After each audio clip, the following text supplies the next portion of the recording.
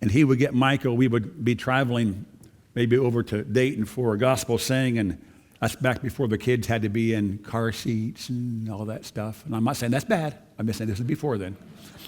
So we're riding in a conversion van, and I'm driving, and Dan's in the front seat, and the other three, their kids, and my other kid was back in the back, and so he'd have Michael up on his lap, and he'd say, "Michael, I got a question for you." And Michael would just kind of get real still and listen in, and of course it was just one of those things. So this morning, Pastor Rich has got a question for you. What situation are you facing right now that is causing you, or could be causing you, to consider adjusting or even ignoring what you know is right before God? What circumstance could you fix by minimizing or even setting aside how God has called you to live? Your opportunity and my opportunity to meet God in the lion's den is a direct result of you handling the situation or circumstance correctly. I'm going to keep reading this for a little bit here, okay? The opportunity to meet God in the lion's den is a direct result of you handling the situation or even the circumstance correctly. What I'm saying is this morning. If you get to meet God in the lion's den in the right way, it's a good thing and it's not a bad thing. Meeting God in the lion's den. If you meet God in the lion's den in the right way, if you do that in the right way, two things will happen. Number one, you will meet God in a way that you cannot meet him in any other place. If you meet God in the lion's den in the right way, you will be meeting God. You'll be meeting him where you could not meet him in that way in any other way. And number two, you will have the opportunity, this is key, you will have the opportunity to bring glory in a way that you only can from being inside of the lion's den. You see, Daniel chapter 6, it's at least been, I think Daniel's probably, they were guessing, he's probably 75 years old.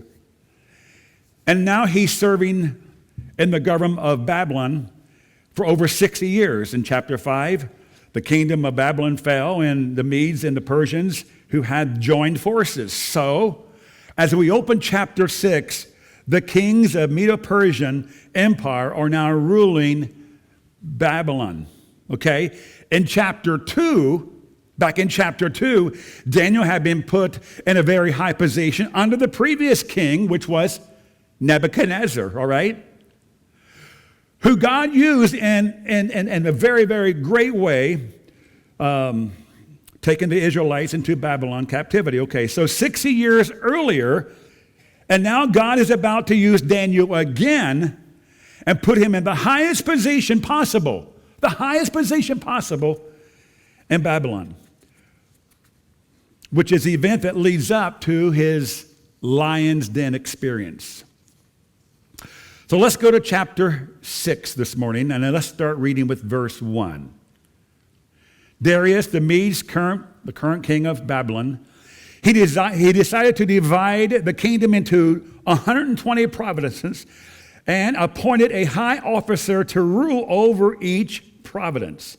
The king also chose Daniel and 2 others as administrators to supervise the high officers. And by the way, I'm in the NLT this morning. I'm sorry, I'm in the NLT, okay? And to protect the king's interest. In verse number 3 of chapter 6, NLT, on the board here. So Daniel soon proved himself more capable than any other administrator and high officers. Because of Daniel's great ability, the king made plans to place him over the entire empire. Just amazing story. The word sovereignty I'm going to be using throughout this message because sovereignty, I think, would be a key word used in the entire book of Daniel. So at this point, we have God's sovereignty.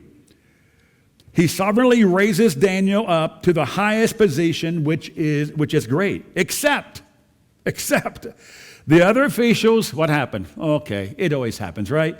The other officials didn't appreciate the king's plan to elevate Daniel over them. Has that ever happened to any of us in our life? Experienced it ever?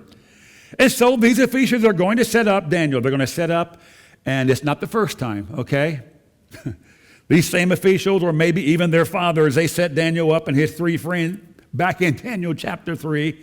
We know the story, which landed them, Shadrach, Meshach, and Abednego, it landed them in that fiery furnace, which was their opportunity, which was their opportunity to meet the Lord in the way that they could have not met him on any other circumstance at all. So this time, it's Daniel's turn, so to speak, right? So we're in chapter 6. Now let's go to verse number 4. Then the other administrators, and high officers began searching for some fault in the way Daniel was handling the government affairs, but they couldn't find anything to criticize or condemn. Isn't that powerful? Even though they didn't like him, and even though they were jealous and they were being evil, even at that, they still couldn't find anything to condemn him. He was faithful, always responsible, and completely trustworthy. Quite a resume. Verse 5. So they concluded, our only chance to find grounds for accusing Daniel will be in connection with the rules of his religion. You know what? In verse 4 there, that should be one of our highest goals for every follower of Jesus Christ. Wouldn't it be something? I tell you what. These guys, this guy I know, and they're going to name your name. I know him well, and blah, blah, blah, blah. But you know what? The only thing I can say to me negative about him is he's always talking about God and Jesus and Christian stuff and going to church and reading his Bible. That's the only thing we could fault him for. That wouldn't be too shabby, would it? Huh? That couldn't be cheated. I'm going to read number 4 again. They couldn't find anything to criticize or condemn Daniel. He was faithful, always responsible, and completely trustworthy. So, the bad guys, our only chance to find grounds to accuse him is the connection with his religion. Wow. Again, it's an awesome way to get accused. Now, back when I was in Bible school and I worked for this little environmental control, that was the name of this janitorial service. And the reason the janitorial service was great for us, and I love doing janitorial service today. I did it for years, and I haven't ever quit doing it. I don't mind cleaning the bathroom, sweeping the floor, or dusting, or mopping. Hello? It's one of my gifts. When I put my house together, of course I wasn't married, I put my house together with just me and my little dog Reggie. I never put a dishwasher in. I was the best one around. And when I got married, Tina must say, well, he must be pretty good. There's no dishwasher here. That's not in my notes. Okay. Awesome way to be accused. Okay? But what if the only thing they could be accused you of is for living right for God? Just living right for God.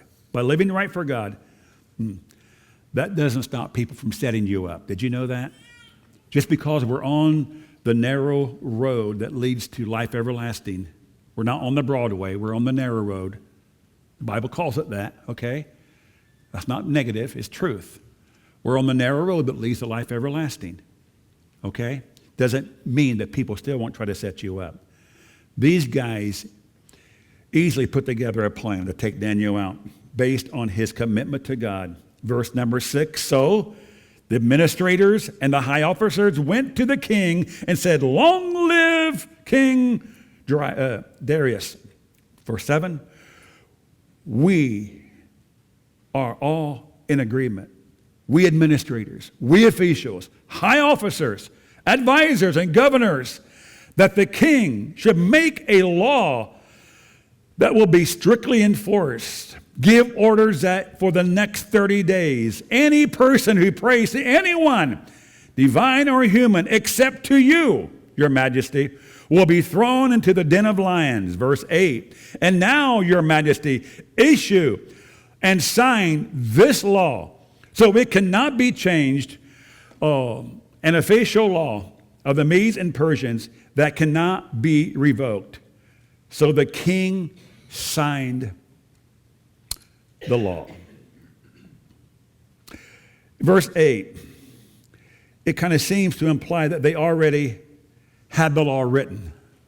They already had their minds made up. They were just trying to, I don't want to say intimidate, but they were just trying to put the pressure on this king to do this. And they did. Knowing that an official law signed by the king cannot be revoked, not even by the king themselves. And so they set up, and it was in motion. Now the whole thing is in motion. Daniel's enemies had created the test for him. Did you know that the devil allows people to create, or causes people to create maybe even a test for you or for me? But Daniel rightly responded to that test when what gave him, I think, would be the opportunity to meet God in the lion's den. Now let's look at the things that Daniel could have done. He could have avoided. He could have just easily avoided this entire opportunity by simply setting aside his commitment to God for just one situation. I'm going to set it aside just for this one situation. Verse number 10. But when Daniel learned that the law had been signed, he went home. He knelt down. Oh, that's powerful. He humbled himself. It's a sign of humility. All through this story, Daniel was humble. He knelt down as usual in his upstairs room with his windows open toward Jerusalem, as usual. Nothing changed. He wasn't trying to just pour the coals on and make it more extreme, just as he's already done. And he prayed 3 times a day, just as he always had done, okay? Giving thanks to his God. Number 11, then the officials went together to Daniel's house and found him praying and asking for God's help. Would it be bad if people would come by and they would find you praying and asking for God to help them? Think about it. Think about how this story can be twisted, and just think about how it can be, maybe there could be a different insinuation here. Daniel, if you have just set this aside, come on, your commitment to God for this one time, you could have avoided this whole thing. Daniel, you could have avoided it. Come on, what are you thinking? What are you doing? That could have been the situation. It could have just gone away. It had been all over with Daniel if you would have just done that. But Daniel held on with everything he had to live out how God had called him to live. How are we doing? How are we doing in that department? If we knew someone had set us up and they were trying to take us down, would we remain true to how we know God and how God has called us to live? Would we change just a little bit? Would we just move and maybe just move away from that conviction that we had? What would we do? What would we do? With a gentle and humble spirit, like Daniel, here's what we have. Daniel had to live this way, and he lived this life with a gentle and humble spirit. Because twice now God has raised Daniel. He's raised him to the highest possible position in Babylon by two separate kings over a 50-year period. And it happens again. The very same thing.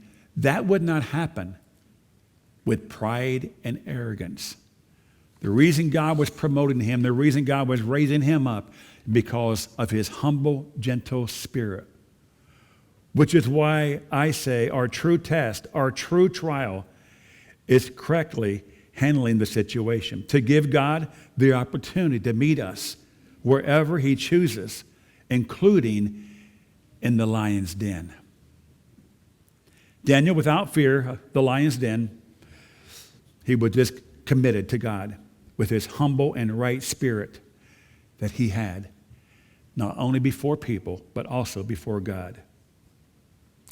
How about us? Can we face that situation? Can we face situations today and not alter or adjust what we know is right? Maybe we can say, you know what? I really know this is the right thing to do, but I'm just going to slide over here this time. That's not the example that Daniel's giving us. So here's the deal. Whether we end up meeting God in the lion's den or not, it depends on the level of our commitment and our humble living before our God. Let's go to verse 11. Then the officials went together to Daniel's house and found him praying and asked for God's help. So they went straight to the king and reminded him about the law. Did you not sign a law that for the next 30 days, any person who prays to anyone, divine or human, except to you, your majesty, will be thrown into the den of lions? Yes, the king replied. That decision stands. It is an official law of the Medes Persians that cannot be revoked. Okay, 13. Then they told the king, that means Daniel, one of the captives from Judah, is ignoring you and your law. He still prays to his God 3 times a day. Daniel's unwavering commitment is just echoed all through this, So we can say he earned his trip. He earned his trip to the lion's den. But the king was not happy about this. And we can see a connection here that's pretty amazing. Verse 14, hearing this, the king was deeply troubled, and he tried to think of a way to save Daniel. He spent the rest of the night looking for a way to get Daniel out of this predicament. What a great relationship that they had. Verse 15, in the evening, the men went together to the king and said, Your Majesty, you know that according to the law of the Medes and Persians, no law that the king signs can be changed. So at last the king gave orders for Daniel to be arrested and thrown into the lion's den. The king said to him, May your God, whom you serve so faithfully, rescue you. Wow. I think the king now figures out that he's been duped, or whatever word you want to use on it, okay? But there was nothing he could do. It was irrevocable. And Daniel's enemies had set him up. But Daniel he maintained his humility and he maintained his commitment to God. And it just keeps echoing that through this story.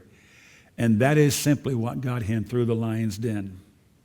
So let me ask you, is it a good thing or a bad thing for you to end up in the lion's den because of your unwavering humility and commitment to God? That's the question. And we have to say, as Christ followers, it's going to be a good thing. And we'll see the answer here in just a minute. So let's look at the introduction to this. In verse 17, a stone was brought and placed over the mouth of the den.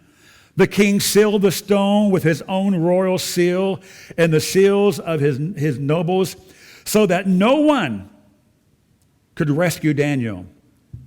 Then the king returned to his palace and spent the night fasting.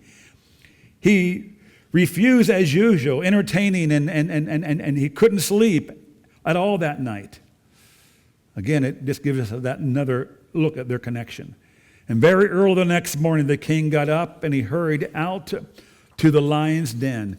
When he got there, he called out in anguish, "Daniel, servant of the living God, was your God whom you serve so faithfully able to rescue you from the lions?" It's a real powerful lesson right there, don't you think, huh? Verse 21, the king, the Dan answered, "Long live the king! My God sent his angel, and he shut the lions' mouths so that they would not hurt me. For I have been found innocent in the sight. I have not wronged you, your majesty." As we look at this passage here, what got Daniel a trip to the lion's den again? I'm going to say it again. It was his unwavering and humility and his commitment to the living God. And why was Daniel unharmed in the lion's den? Because he was innocent in God's sight.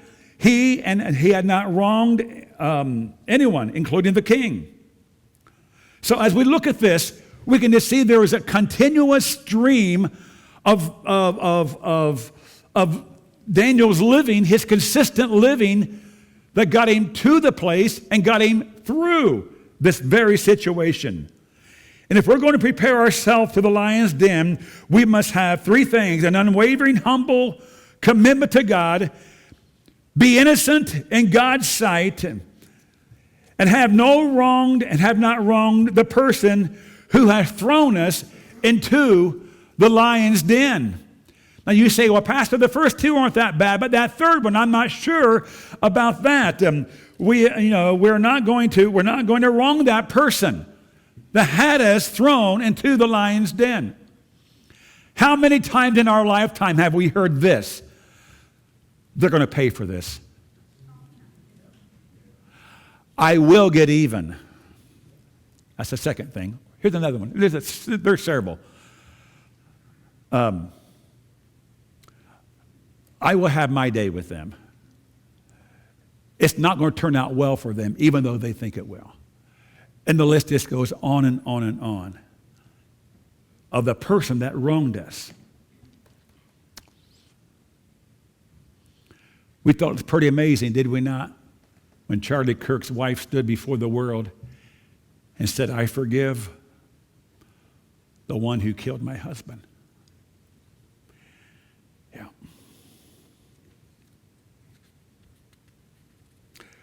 And he said this in verse 22, "My God sent his angel to shut the lions' mouths so that they would not hurt me. For I have been innocent in his sight and have not wronged you, your majesty." Wow. If you have a pencil there, just write this scripture down, would you? If you have a piece of paper and pencil, whatever. 1 Peter chapter 2, verses 19 and 20. You don't have to turn there. Just let me read this. 1 Peter chapter 2, verse 19. "For God is pleased with you when you do what you know is right and patiently endure unfair treatment." Okay? God is pleased. Now, verse 20, it gets a little tougher, okay? Verse 19, okay, I'm glad God's pleased. That makes me happy. I'm glad God's pleased. But then we got another verse, verse 20. "Of course, you get no credit for being patient if you are beaten for wrongdoing." In other words, "But if you suffer for doing good and endure it patiently, God is pleased with you." And that is exactly what the lion's den is all about. It's about us humbly doing what is right before God and facing unfair treatment because of it. What happened to Daniel? What did he do? When God met him this way? In fact, we have here that some people think that this angel Some scholars, way smarter than I'll ever be, some scholars think that this could have been, Daniel 6:22 could have been the pre-incarnate Jesus Christ that was that angel in that lion's den. If you find yourself in the lion's den for humbly doing what is right, for being innocent, you will meet God there like you can meet him no place else. In other words, there's an experience that takes place during that time, during that experience that you are going through, that will do things for you that nothing else can be a substitute for. And you will have a testimony, and you'll have a testimony like no other that you would have not had without going through that experience with God. Don't be afraid of the lion's den. Just make sure that if you end up there, it's because of your unwavering commitment. You are innocent in God's sight, and you haven't wronged anybody that put you there. Then you will meet God there, and you will have a powerful, powerful testimony. Daniel's testimony, we're in verse 23. Look at it. The king was overjoyed and ordered that Daniel be lifted from the den. Not a scratch was found on him, for he had trusted in his God.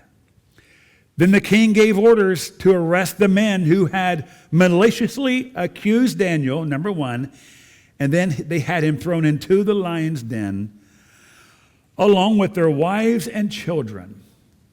The lion leaped on them and tore them apart before they even hit the floor of the den. This was a life-changing moment for both. It was a life-changing moment for Daniel, and obviously for those who conspired against him. And verse 25, of course, is one of my favorite verses. The glory of God that brought Daniel out. It was all because it was for God's glory. It was for God's glory. Let's go ahead and read 25. Then King Darius sent the messenger of the people in every race and nation and language throughout the world. Peace and prosperity to you. I decree that everyone throughout the kingdom, my kingdom, should tremble with fear before the God of Daniel. For he is the living God, and he will endure forever. His kingdom will never be destroyed, for his rule will never end. 27, he rescues and saves his people. He performs miraculous signs and wonders in the heavens and on the earth. He has rescued Daniel from the power of the lions. And this is one of my favorite verses right here. So that he prospered during his reign of Darius and the reign of the Cyrus and Persians. So that in one of a kind testimonies is going to be given here. And you know what? I have talked to people through my ministry and through my life and through just having those that want to just give me their story. I've had people tell me some of the stuff they went through. I've had people tell me some of the pain that they've endured. And I've had people tell me some of the trials that they faced. And now they're on the other side of it. And they say, well, Pastor, you know, it was one of the worst things I ever went through. But you know, with God's help, I was faithful. With God's help, God gave me the grace and the help and the power that I needed to get through that. And now I'm on the other side of all of that stuff. My testimony is that I'm a better person because of what God brought me through, because of what he brought me through. Yes, we're going to have trials, we're going to have tests, we're going to have troubles. It tells us in this chapter and also tells us even in the New Testament. Whether it be a problem with your job or a problem with a relationship. It could be a problem in your homes. You know, there are some homes this morning where it's not a peaceful place. It's sad. When I think of people living together and they're not living in peace. When I think of people that they're married and they have kids, but yet if you pull any of those people aside from the others, they will all let you know that it's chaotic and it's not happy and it's not peaceful and we're not liking what we're going through and we wish it could change, and if it doesn't change, I'm going to do something. You know, we've heard those stories, and it's so sad. It really, really is so sad. So whether it be a problem on the job or a problem in a relationship or your home, somewhere in our lives, you'll have an opportunity to face the lion's den. You will. And make sure when you end up there in the lion's den, it's because you were humble and unwavering, you were truly innocent, and you haven't wronged anybody that put you there. Then God will meet you there with His unique power, with His sovereignty. Again, I'm using that word again. With His sovereignty, He will meet you there. And you will have a testimony that will triumph. You will have a testimony that will help somebody else that's going through the lion's den. The reason for your lion's den, that your testimony will give glory, not to you, but to God. To God. You know, we can go maybe through a lion's den and we can say, oh, poor me, look at me, well, look what I'm going through, and man, don't you feel sorry for me? And boy, it's just tough. And you know what? And it is. And I hate to see people going through pain, and I hate to see people going through conflict, and it bothers me, and it keeps me awake at night. And I'm the guy that says, can't we just get along? Huh? That's the guy I am. Some people like confrontation. They might need to get checked into a doctor someplace. A person, and we've all met them. We've all met people that if there's nothing stirred up, if there's nothing kind of quite stirred up, they're not quite happy. Take a pill. Mercy. That's not the way it should be. But if you get through the lion's den, and you can get through it, you will get through it with God's help. All the honor, all the glory, all the praise goes to Him.